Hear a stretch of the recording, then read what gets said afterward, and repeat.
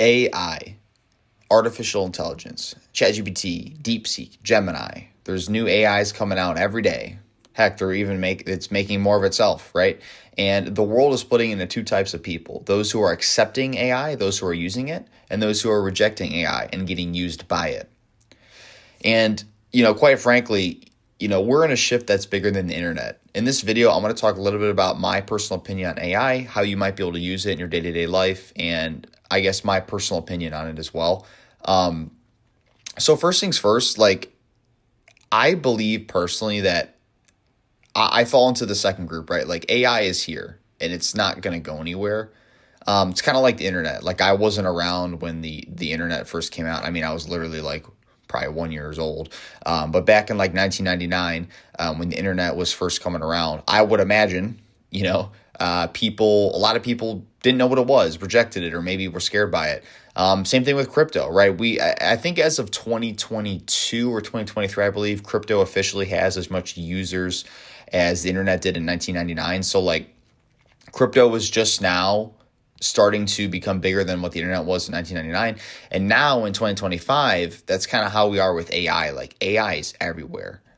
Google has their version of AI. You got ChatGPT, you got AI recruiters, you have AI applicant tracking systems, you have AI software in blue collar companies.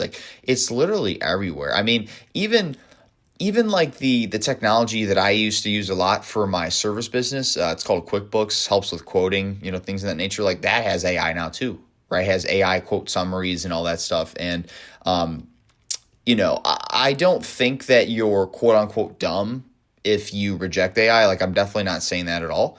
But I do think that AI is definitely here, and it's in your best interest to kind of ride the wave, right? It's kind of imagine you're at a beach and, there's you see this massive wave forming and a lot of people run away, but imagine the surfers, right? The surfers see the opportunity, not because the wave isn't dangerous per se, but because they've trained themselves to ride it.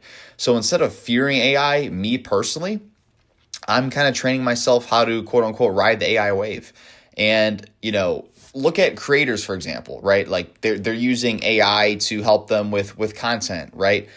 Salespeople are using, ChatGPT to help them prep for calls. Even myself, in my own sales role, my day-to-day sales role, I'm using, we have a technology called Gong, and it's basically a call recording software, but they have something in there called Gong AI, and you can literally ask it questions and it can pull up data on pretty much any pain points or any things that maybe the former salespeople have talked to that company about. So you can look at all of the history that the sales team has conversed with this company. What problems were they having? What were their objections? You can literally ask AI to tell you this stuff, and it will tell you based off the data it analyzes. Maybe you're a founder launching a startup, and AI can help you really get yourself off the ground a lot faster.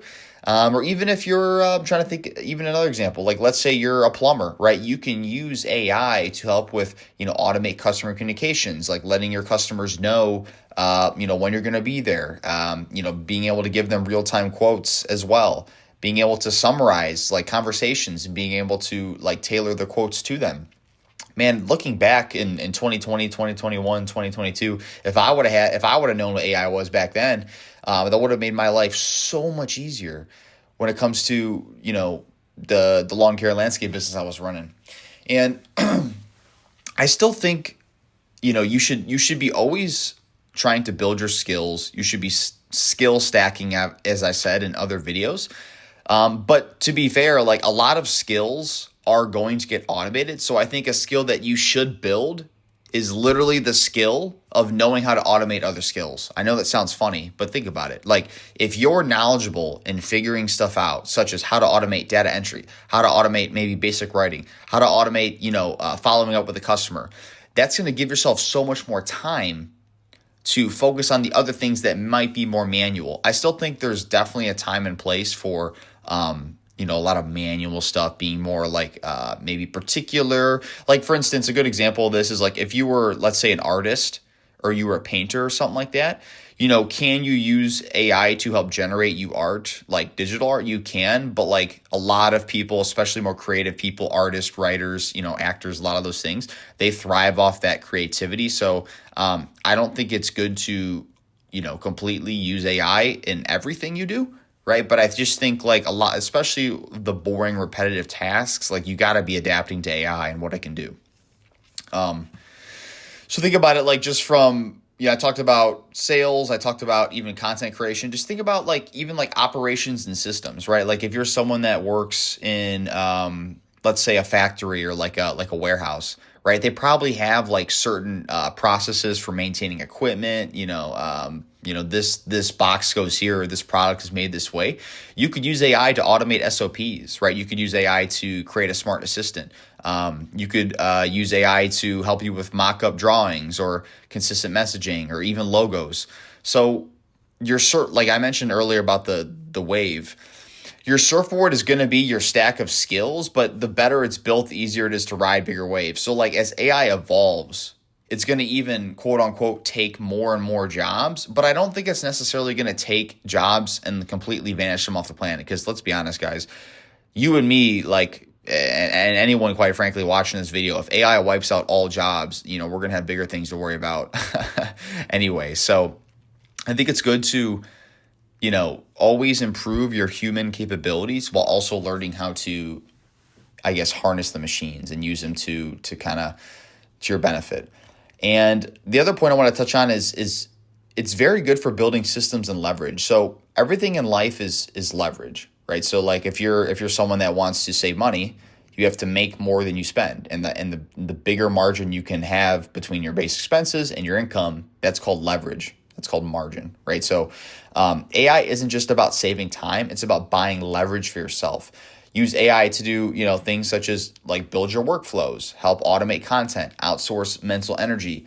One thing that I'm seeing personally that's kind of disrupting the economy is like AI is literally like a personal assistant that knows more than you do and can get you that information like pretty damn fast. Is it wrong sometimes? Sure. Like an example of this is one of my cousins is a software developer, and he's been in the game for 10 plus years, very skilled at what he does. And just from conversations I've had with him, as well as my own research, like ChatGPT, for instance, it cannot do complex coding like a 10 plus year experienced software developer engineer could. It just can't. Now, what it can do though, is it can take basic tasks and basic repetitive coding tasks that might take a software developer 4 hours to do. It can do it in 5 minutes. Right, so you need to learn how to use AI to leverage to get more time to do boring, repetitive tasks for you in an instant. Right, so you want to combine the AI tools with systems thinking. So if you do something twice, build a system around it. And that's, I think, the big difference between me and maybe some other people that agree with me, as opposed to like what a lot of the public thinks. And I think this is probably something in like the older generation as well. They might be more opposed to AI, and listen, I'm not necessarily a huge fan of it, but like I said, I'm of the opinion that AI is here. Elon Musk is building it, Google's building it, Amazon's building it. Like all of the big conglomerate companies are adapting AI. Even the mid-market and SMB companies are adapting AI, and it's not going anywhere. So me personally, right? If I see something, if I see something happening, I want to get in between it, right? I've heard this analogy before, but money is like, the water cycle, right? It rains, it pours, falls down the mountain, goes into the river, kind of flows downstream, goes in the ocean, then it evaporates, and then it rains again, falls down. Like money's constantly moving. So if I see a trend, right? If I see the trend of AI and automation, right? I want to jump in front of this trend. Like I want to ride the wave. Okay.